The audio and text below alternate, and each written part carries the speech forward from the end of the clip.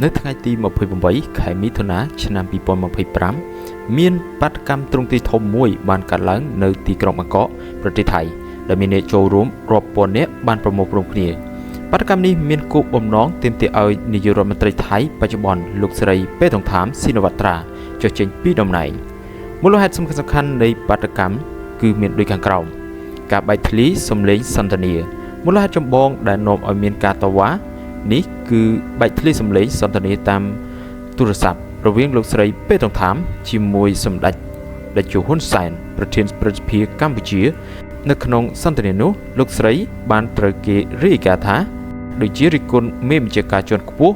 របស់មេទ័ពថៃនេះបានបង្កឲ្យមានការខឹងសម្បារយ៉ាងខ្លាំងពីសំណាក់មតិសាធារណជននិងក្រមជាតិនិយមដែលពួកគេចាត់ទុកថាជាការបំពានអធិបតេយ្យភាពនិងកិត្តិយសរបស់ប្រទេសចំនួនព្រំដែនជាមួយកម្ពុជាការបែកធ្លាយសម្លេងនេះក៏បានកើតឡើងចំពេលភាពតានតឹងរវាងថៃនិងកម្ពុជាជុំវិញបញ្ហាព្រំដែនមានរបាយការណ៍អំពីការប៉ះទង្គិចគ្នាដោយអាវុធនៅតំបន់ព្រំដែននិងការបិទច្រកព្រំដែនមួយចំនួនដែលបង្កើតមានការមិនពេញចិត្តចំពោះការដោះស្រាយរបស់រដ្ឋាភិបាលសម្ពាធនយោបាយនិងសេដ្ឋកិច្ចរដ្ឋាភិបាលរបស់លោកស្រីពេតុងថាមកំពុងប្រឈមនឹងបញ្ហាសេដ្ឋកិច្ចដែលមិនទាន់ប្រសើរឡើងនិងសម្ពាធនយោបាយផ្ទៃក្នុងដែលមានការដកខ្លួនចេញពីសម្ព័ន្ធរបស់គណៈបកប៊ុនចាថៃកាលពីសប្តាហ៍មុនស្ថានភាពនេះបានធ្វើឲ្យរដ្ឋាភិបាលចម្រុះរបស់លោកស្រីកាន់តែផុយស្រួយហើយអាចនឹងប្រឈមមុខនឹងការបោះឆ្នោតដកសេចក្តីទុកចិត្តនៅខែក្រោយបាតកម្មនេះត្រូវបានរៀបចំឡើងនៅវិមានជ័យជំនះក្នុងទីក្រុងបាងកកដែលភាគច្រើនជាក្រុមសកម្មភាពជាតិនិយមដែលធ្លាប់បានតវ៉ាប្រឆាំងនឹងរាជរដ្ឋាភិបាល